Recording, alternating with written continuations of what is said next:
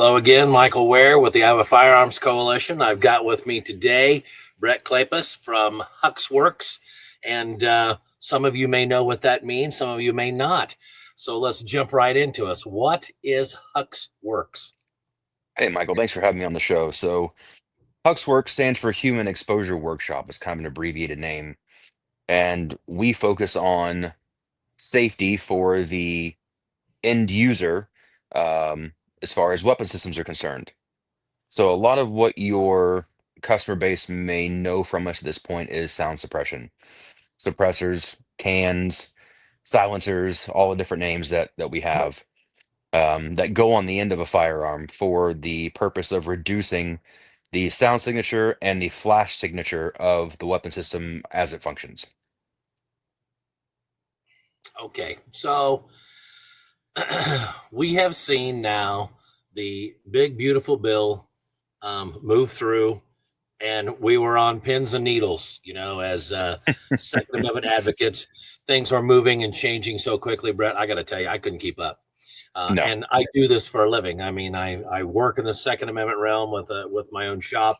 I advocate, and I'm on the board of IFC. I've been with IFC, and before that, Iowa Carry for golly, it's like almost 2 decades now. And I was so excited, and then I was also waiting, Brett.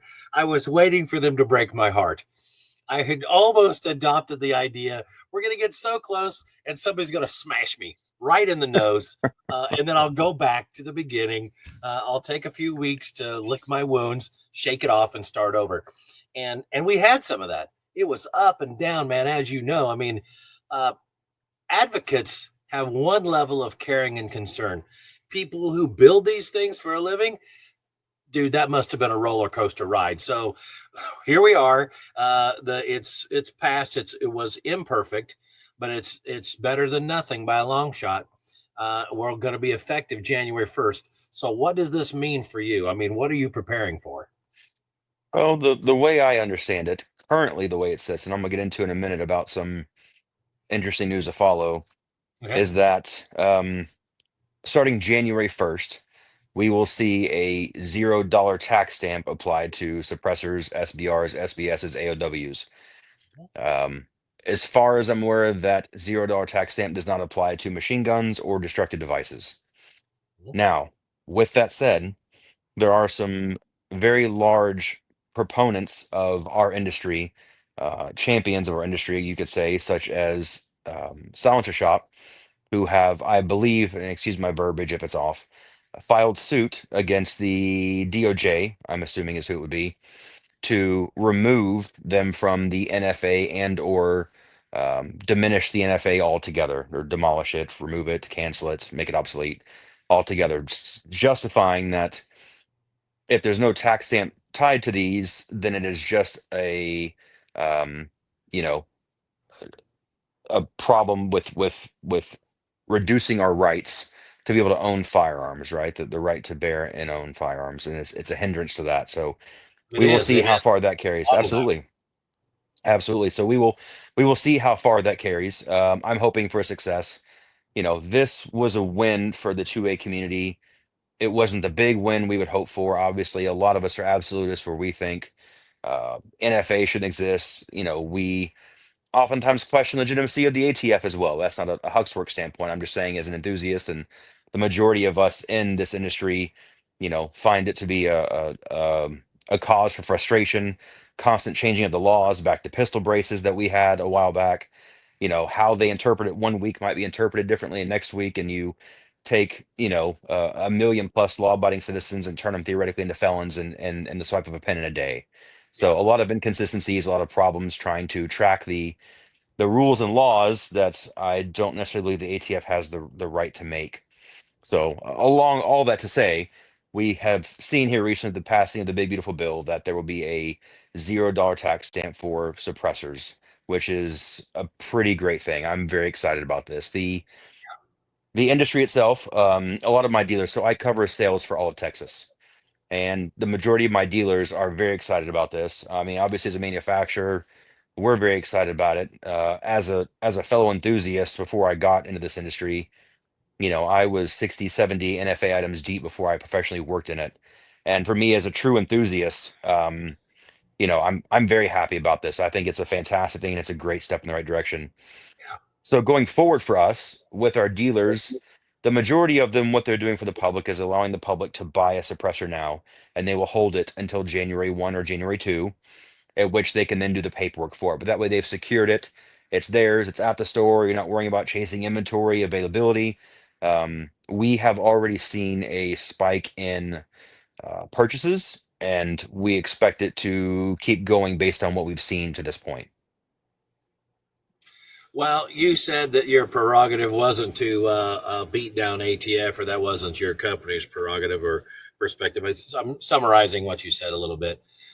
I will tell you, I've got no problem at all saying I think that they occupy no decent and good thing. I mean, there are aspects of the tech group within ATF that you could probably move and house in Quantico or something like that, that probably have validity and will be helpful with what Americans may or may not need. But creating an entire group of people that need someplace to go because prohibition expired or was reversed, and now you've got a whole bunch of treasury agents with no place to go. Let's create some new government. Forget it, man. Uh, I have seen ATF do almost nothing well in a long, long time as a gun shop owner and as a Second Amendment advocate. The overwhelming majority of the people that work there that I've met have been really fantastic people, and I've enjoyed them. But I don't see a need for what they do. So I very much hope that they're greatly downsized or eliminated. And I'll say that with no shame. And I'm not going to apologize for stuff like that. To put it well, your opinions are very valid. Thank you. I need validation from time to time. Thank you very much. Okay, dude, it's good to have fun. I found a buddy. Thankfully, finally, I found a buddy. Anyway, there's no reason this can't be fun. So anyway, I'll say so. The core of the matter here is you represent and you are learned in suppressors, but you represent HUXWRX specifically. So Yes, there sir. are some really neat aspects of the that are attributes of the HUXWRX suppressor. Now, for the people that are watching this, you're seeing a animograph or whatever else, an image, a video move through the background of the screen here that shows kind of what happens inside of a suppressor versus what happens inside of a HUXWRX suppressor compared to many out there. So, do you want to touch on that? Because I think that people have a flawed understanding of Absolutely. what a can actually does. Very much so. So the illustration that you're playing currently on screen, we're seeing now is of a HUXWRX can, and we're going to revert back to a traditional baffle type here. So right here is a traditional baffle type suppressor. I don't know if you can pause Yeah, that. You probably can't. no, On a traditional baffle type suppressor, you have baffles inside which are designed to trap and hold the gas inside the suppressor, right? You are slowing down the escaping gas out the barrel, and you are slowly cooling it, reducing that sound and that flash signature, right? So as the bullet travels down the bore of a traditional baffle type suppressor, those walls are designed to trap and hold the gas. And you reach a saturation point where that suppressor can silencer, you're going to be referred to as can quite often, is not yeah, able to accept any more of that gas and debris from the firing of the cartridge inside the weapon system. That excess gas and debris has to go somewhere. And it comes back in the action of the gun on gas guns, back in the shooter's face, and it runs the gun a lot harder. Significantly harder on the operation of the weapon system. Certain weapon systems through our R&D, we've seen an increase of around 400% in bolt velocity during the cycling of the weapon system. When you get into flow through technology, which is our patented technology that I'll touch on in that illustration here in just a moment, we see around a 4% increase in bolt velocity. So effectively, the weapon system doesn't know what's being run suppressed.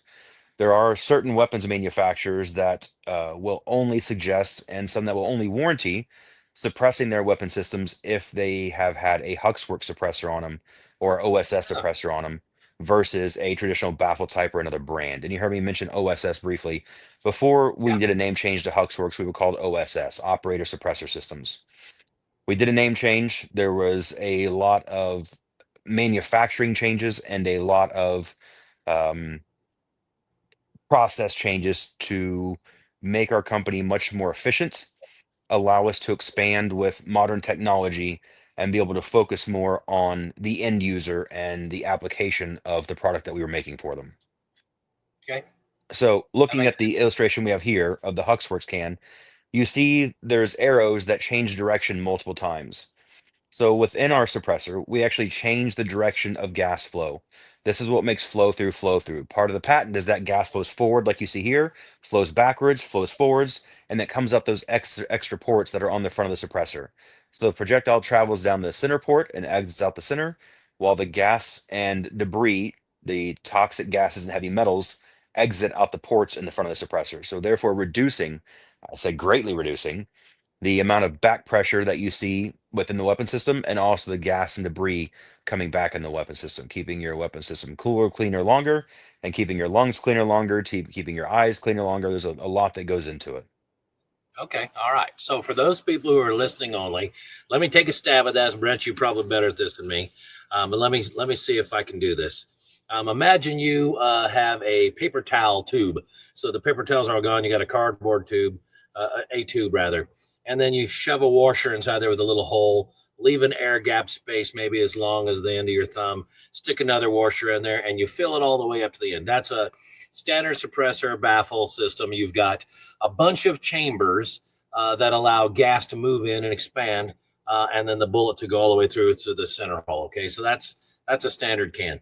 So a HUXWRX suppressor that they're showing on the screen here is essentially imagine a tornado going on back and forth through there. So a whole bunch of little spinning roots or channels, so that everything's moving differently and it's moving forward and back and forward again, all this other stuff. Whereas a standard can is filling up each baffle as everything moves forward, trying to get out the front. So for those of you envisioning that, I hope maybe I've done okay. Brett, did I butcher it, or is that all right? No, that was very well put. That was very well said. And it's again, that is what is called patented flow through technology. And you'll hear a lot of other brands will use that terminology when in fact they don't change direction of gas flow in the suppressor. And someone may ask, well, why does that matter? Well, it gives you a longer dwell time. It allows Mm-hmm. the suppressor to reduce sound, slow the gas down, so the cooling process, the flash, and the concussive bang that you hear has longer dwell time inside to reduce all that. So it Yeah. isn't just a fancy name we gave. It isn't something just, what can we call it, make it cool and different. There's actually technology, and there's a lot of reasoning behind it, a lot of R&D behind it. Well, you want a longer length for this gas to move and cool and spend time. It's kind of like this isn't a great analogy, but steak knives are serrated for a reason. There's more surface area on something that's sawtooth than it is when it's straight. So there's more knife per inch when it's serrated than it is ordinarily. Okay, well, HUXWRX is saying if we have a can that's only 6 inches long, but if the length of these little tiny inner tubes are 18 or inches or 12 or whatever else, we can get a lot more work done in a concise space. And it makes a lot of sense to me. Yeah, Okay, there's a lot of technology, and a lot of people who are much smarter than me have a lot of time into perfecting these. they've done a good job. They Very really good. have. And from using many different suppressors and many applications, suppressors like this in my own personal use. Granted, I haven't had hundreds of them across thousands of rounds. I have not had that. I've had hundreds of them across maybe 10 thousands of rounds, that kind of thing. But you can tell when you get used to a particular weapon, especially something that's an AR, that's gas impingement and relatively short. You start slapping different cans on there in a hurry. If it's a weapon you're familiar with and ammo you're familiar with, you can immediately tell. Some people can tell a sound difference. I'm not as good at that as some, but you can tell a performance issue. You can see how the thing cycles, and I'm not saying they're bad or they're good. I'm saying, immediately this is behaving differently than it did before. So these are genuine considerations I think consumers should make. So, well, does this can really match up well with what I've got, or what should I be considering here? So uh, I'm not trying to make suppressor ownership complex, but I'm saying there's more to it than meets the eye. I mean, this is a transformer, right? I mean, if you're into the Autobots, so be it. Decepticons, maybe. I don't know.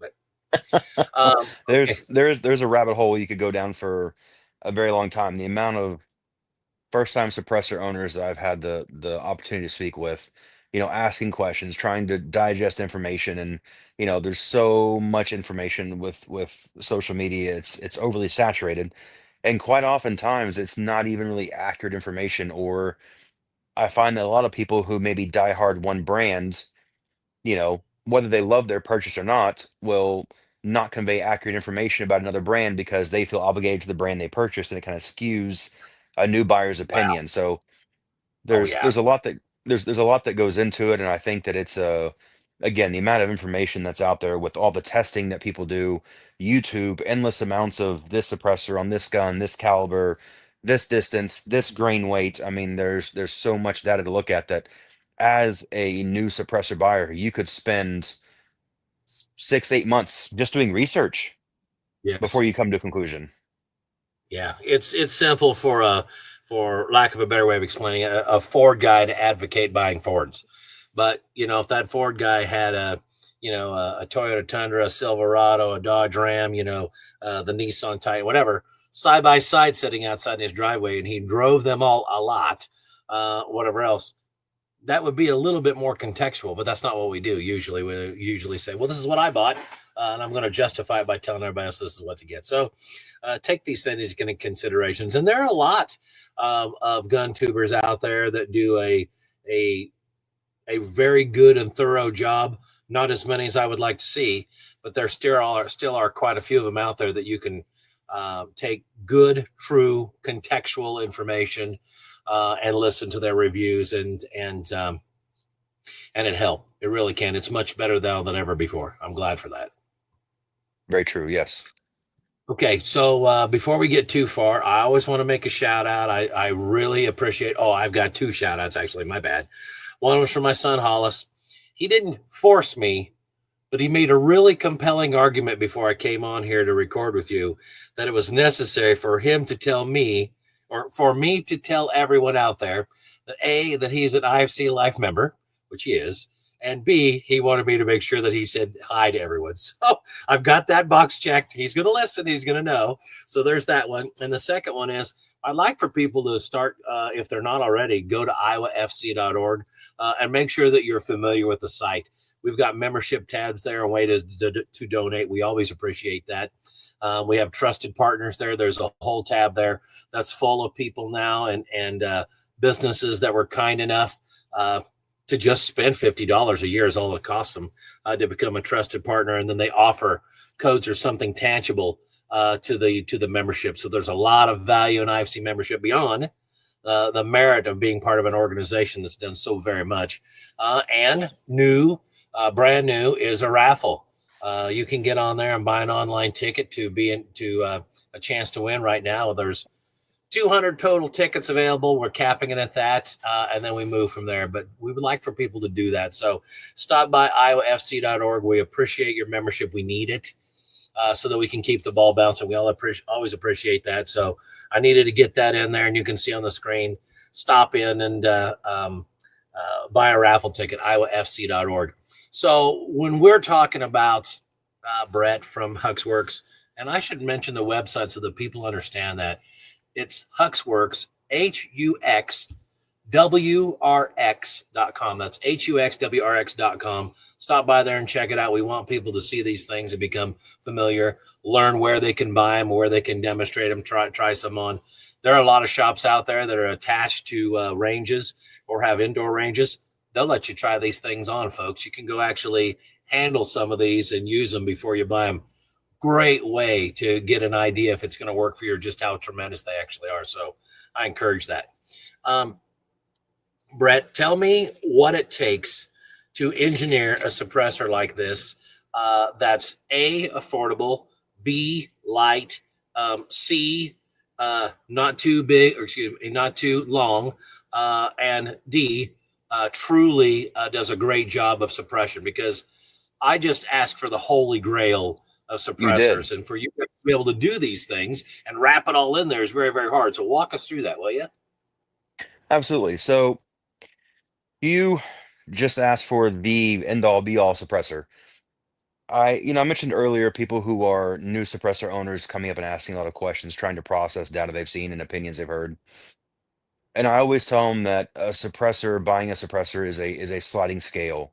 You have a couple bullet points that you hit off of for reference, and you have to figure out what your use case, um, whether it's the action or the weapon system. And I say if you're, going to go backcountry hunting and hiking for 10 miles to go take a shot and hike back out 10 miles versus you're going to the range and getting reps in and training for a self-defense scenario, right? Defensive scenario. And I'm speaking purely from the commercial market. You have to determine what's going to fit your use case. And so for that purpose, I tell people you're looking at, length, weight, durability, cost, and suppression, how many decibels you're reducing, and what it takes to get to that point. So, for a lot of people, they say, hey, I want it lightweight, really lightweight, but I also want a belt fed rating.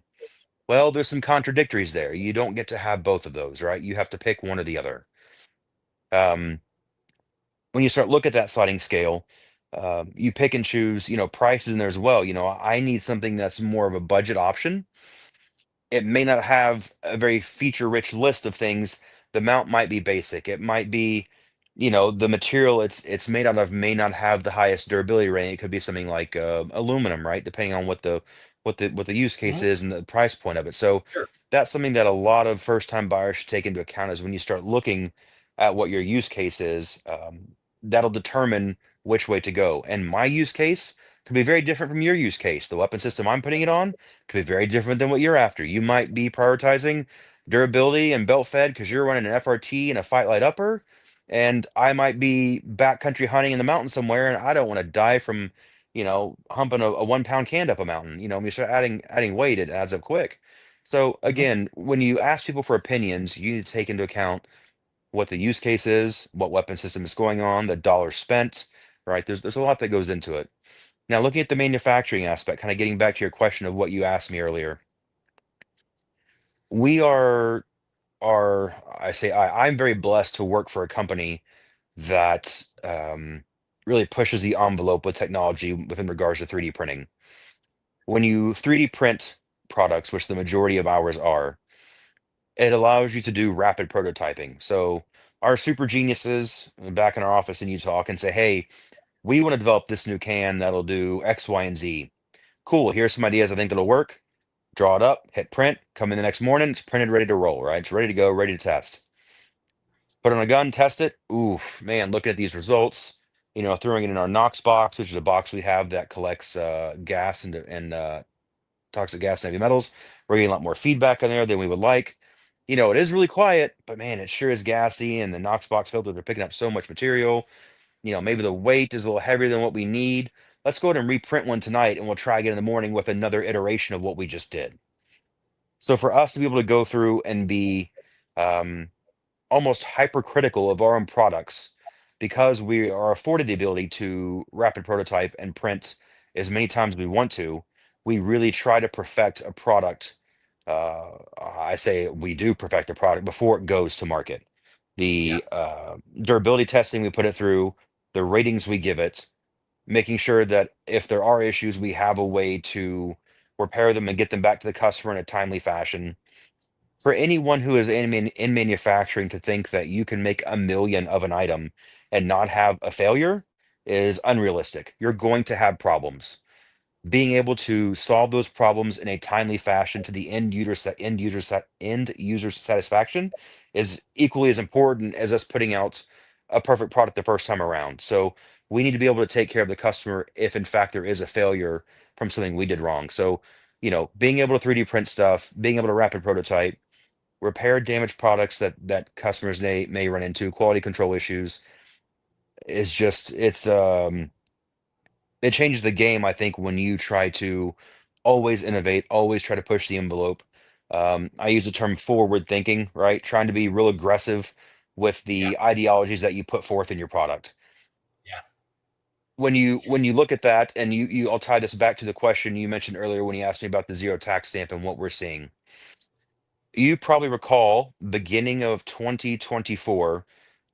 February, March-ish, there was a drastic decrease in processing time for suppressors, where we went Yes. down to at times 2 and 3 days. I had one that was 24 hours. I mean, it was amazing. I mean, the suppressor market was like a breath of fresh air for all of us, right? It's like we're not waiting to get our cans and our SBRs back. Like it's super fast. When that happened, we were able to ramp up production. We tripled production in under 3 months. So for us to be Wow. able to scale up, yeah, for us to be able to scale up, 3D printing lets us scale up to meet demand, right? So when you see things like zero tax stamps now hitting and the law is going to affect for that, the anticipation for us is to be ready to meet the demand that the public has. And we've already seen a pretty solid demand and a pretty solid spike and requests for products from us. So for us to be able to ramp up production the way we do, again, that goes back to the 3D printing allows us to really achieve a lot of great things. Yeah. Yeah, it's unbelievable.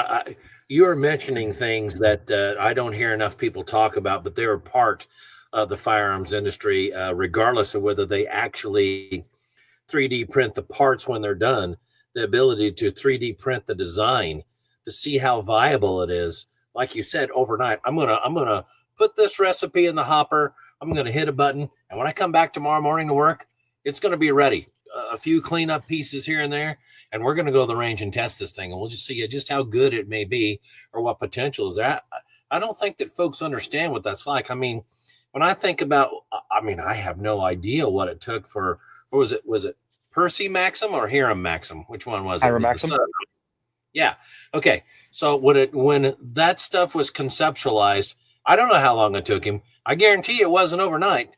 I No. guarantee it wasn't an idea in the afternoon, and then he came back the following morning like, "Well, I'm glad you knocked that out, boys. Let's go try it." It wasn't like that. I assure you, it wasn't like that.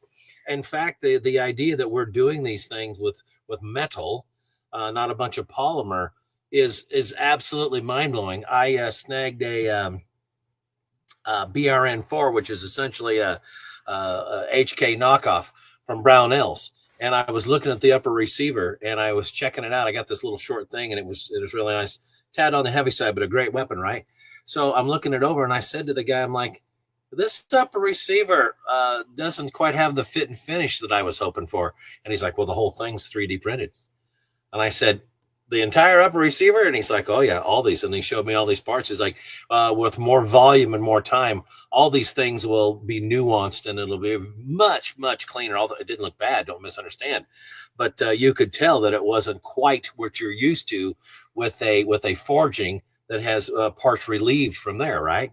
And so the idea that these guys, same deal, hitting print and leaving and coming back and everything's rocking and rolling. I mean, it's tremendous. We'll be able to move and shake quite a little bit. And I want to believe, just like what you're saying, Brett, that the quality and then the innovation will come much quicker. And I don't know if the Second Amendment industry or the community is ready for that, because it's taken a long time to take some of these things to market. I mean, if anybody's heard of Kel-Tec,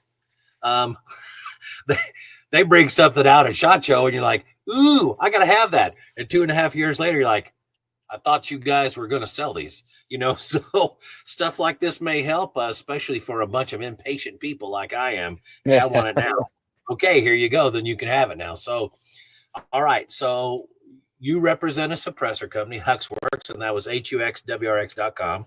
And you're talking with us a little bit today about what the suppressor is, what it does and doesn't do, checking as many boxes as you possibly can for the consumer, and then the way that you're doing it. So do you got any secrets that you're going to give us today? You got any stuff new that's coming down the pike that you're willing to share, or what should we be anticipating? We are always working on new things.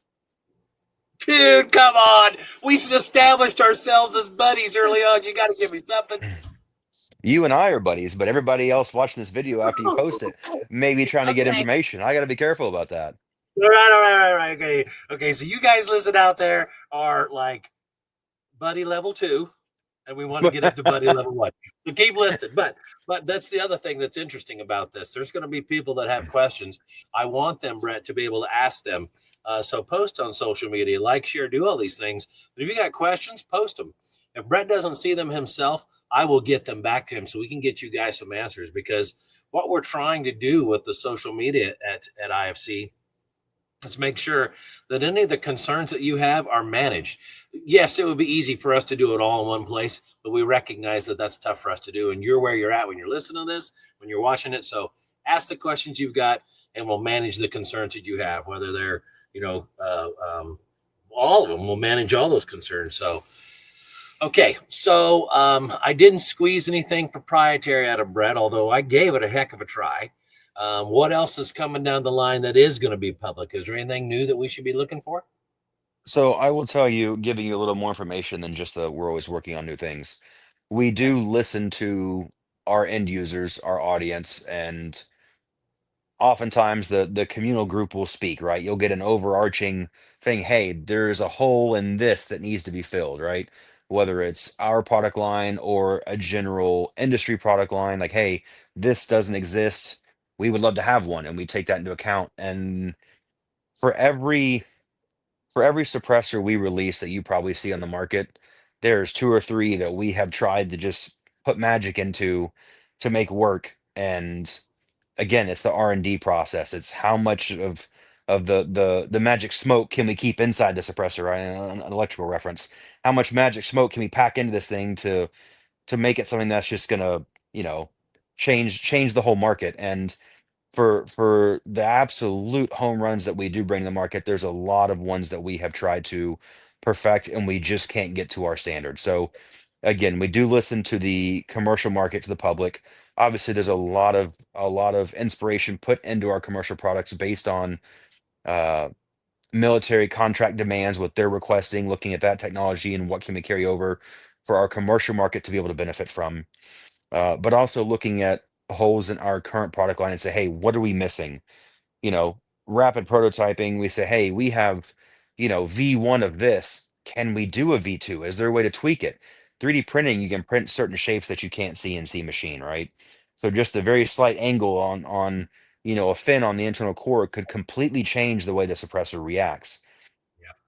So for us, it's like, hey, this is V1. This technology, we printed, came out and devised with, 1 or 2 years ago. We think we can make a little better. Let's start tweaking and playing with that and see if we can come out with a new iteration of it or something better. So, yes, there will be new things coming.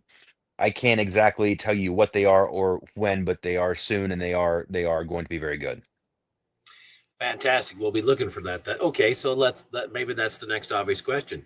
Where is it you want us to come look for these things? I mean, you're no different than the other company. You got fantastic things that you're going to bring to market. So where should we go to see them? So your local gun store, your local arms dealers, as some people like to say, people that are FFLSOTs that do sell suppressors online. The amount of information on YouTube, the amount of information on our website, people who have real world experience shooting them, maintaining them. It's not just a test drive and hand it back. It's a, hey, I've lived with this suppressor for 2 and 3 years. Here is what I've seen it do. Here's how it performs. Here's where it excels, and here's where I wish maybe it could be a little bit better.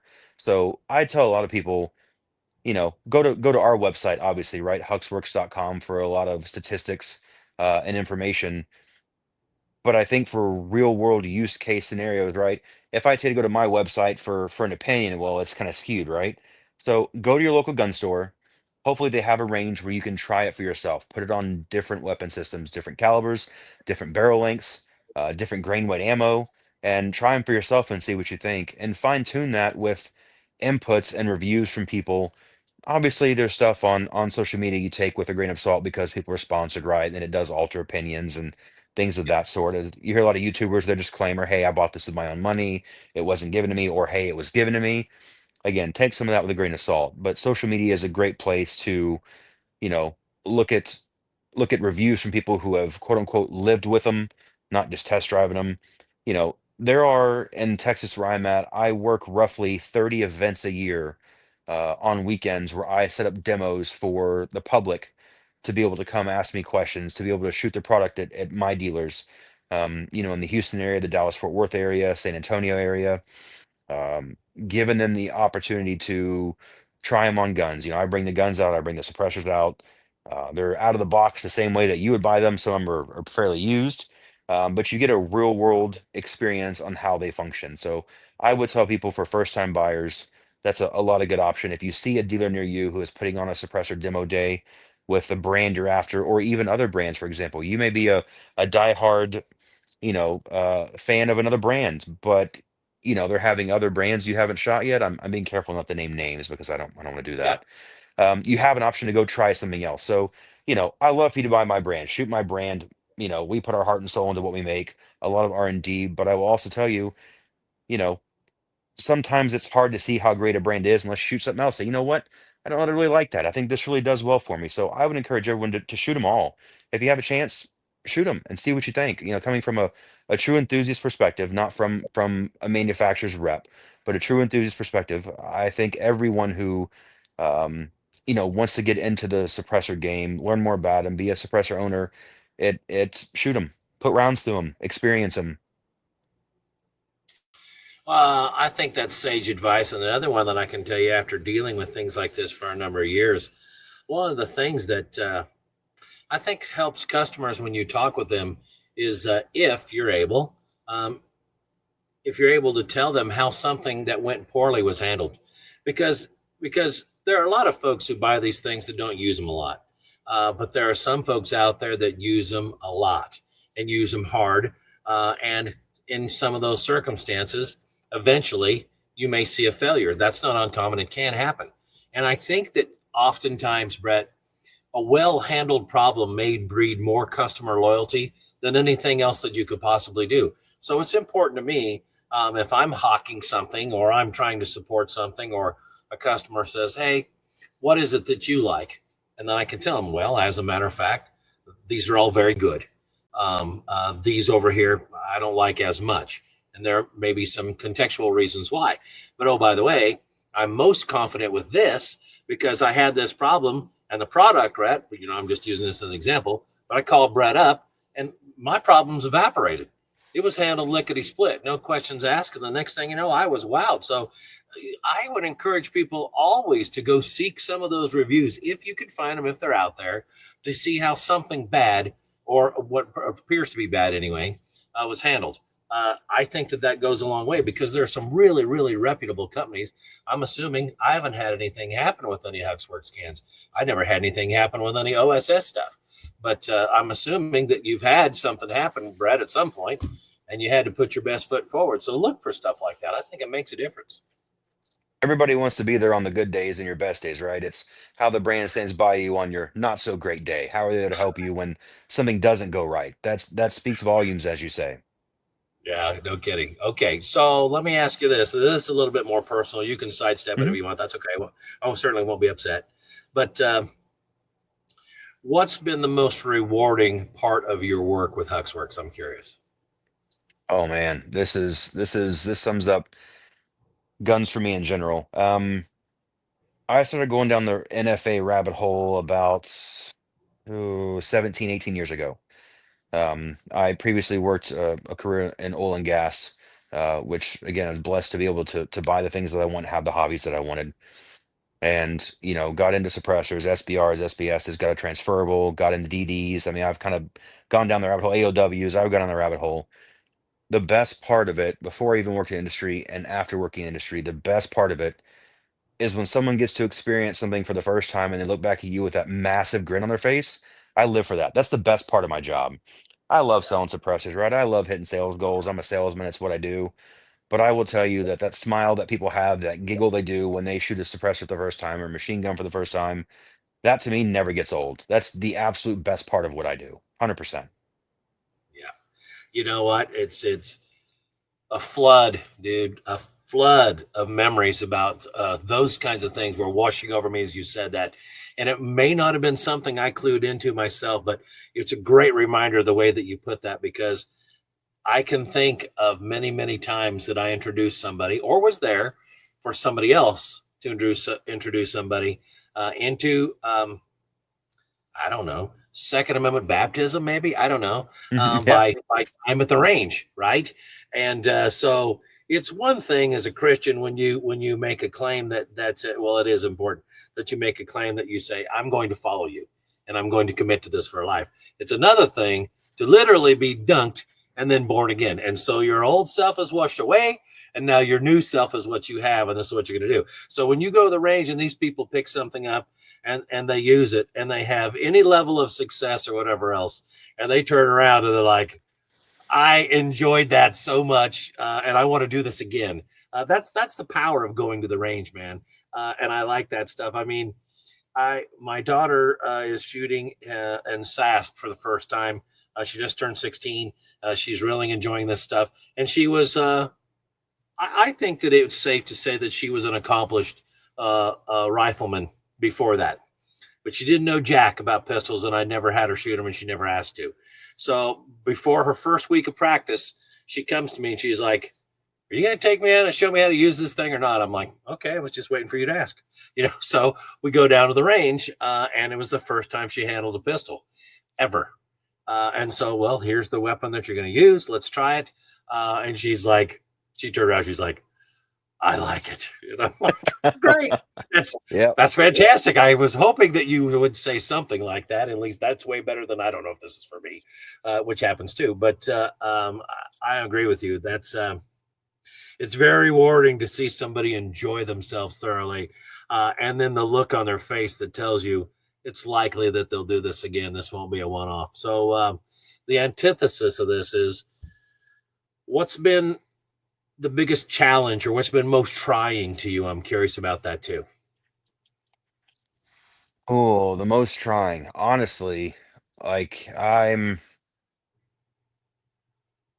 being very pedantic because my job is great. It's truly a dream job. I have zero complaints. The biggest challenge to me is when the technology changes, the understanding with the public and having to reintroduce things to them can be challenging at times, right? So here's an example. We go to 3D printed suppressors, right? Um, Majority of the suppressors we make 3D printed, all 3D printed is one piece. You would not be amazed, well, you would be amazed, you would be shocked at how many times I get, are they user serviceable? And I say, okay, and I'll ask them, I said, what does user serviceable mean to you? And they say, well, can I take it apart and clean it? I said, well, user serviceable about 15 years ago with suppressors, with the technology and the chemicals we had back then, understanding carbon and lead and copper and everything that builds up in a can versus where we are now. Now we can soak them and clean them, throw them in an ultrasonic and clean them.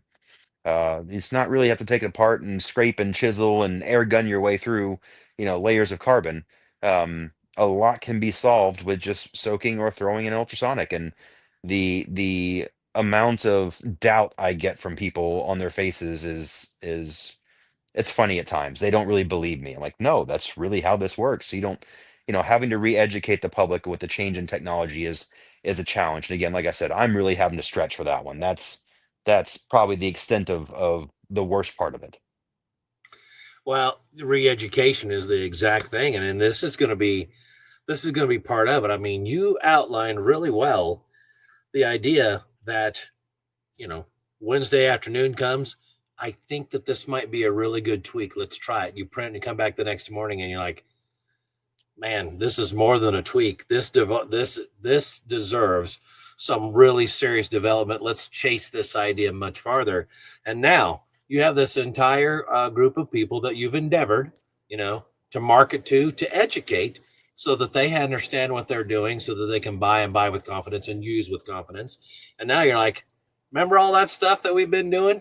Well, we've changed it all, and it does these things so much better. But that requires this, and this of you, whatever else. And the re-education can be a little tough, especially when we work hard to market. We work hard to educate, and changing the curriculum is tough.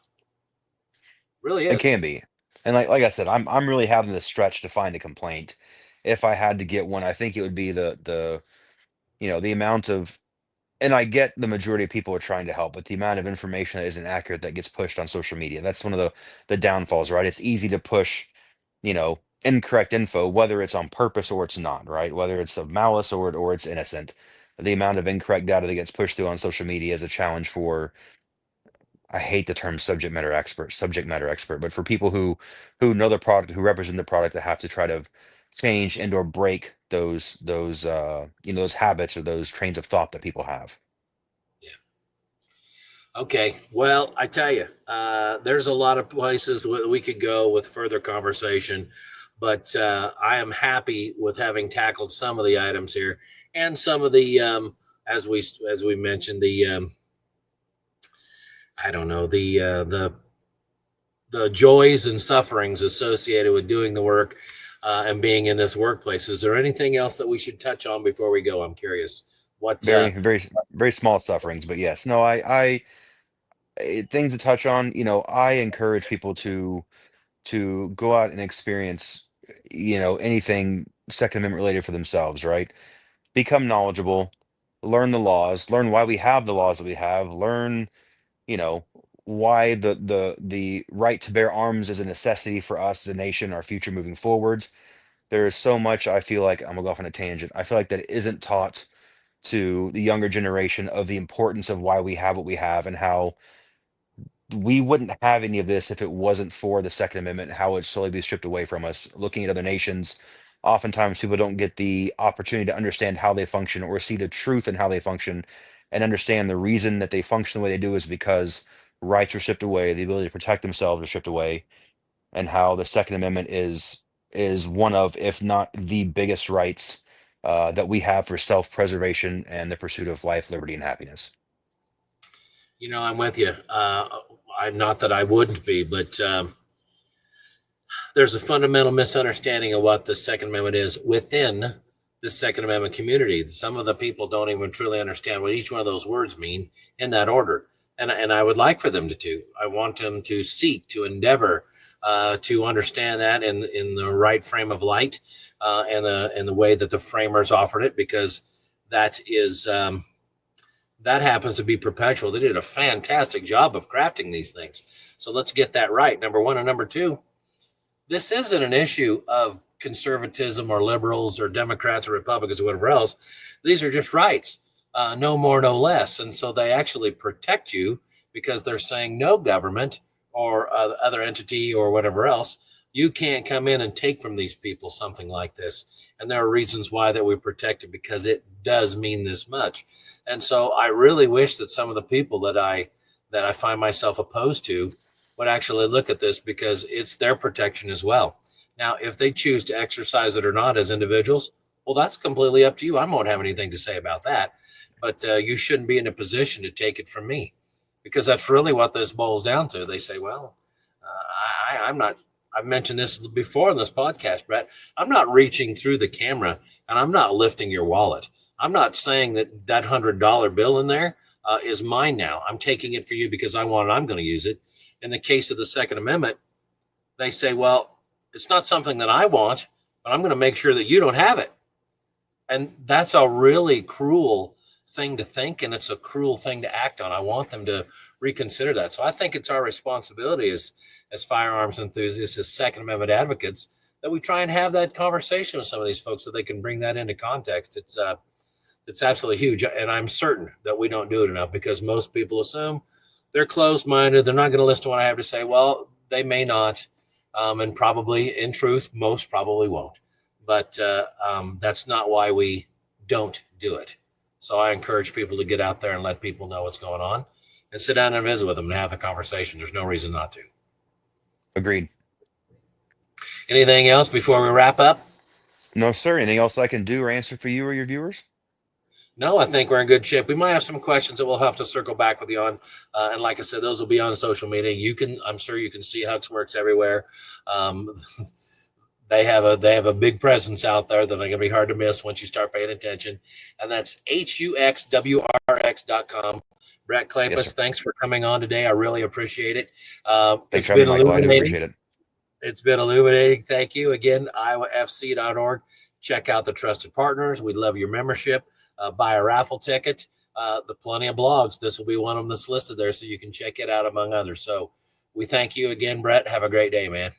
Thank you as well.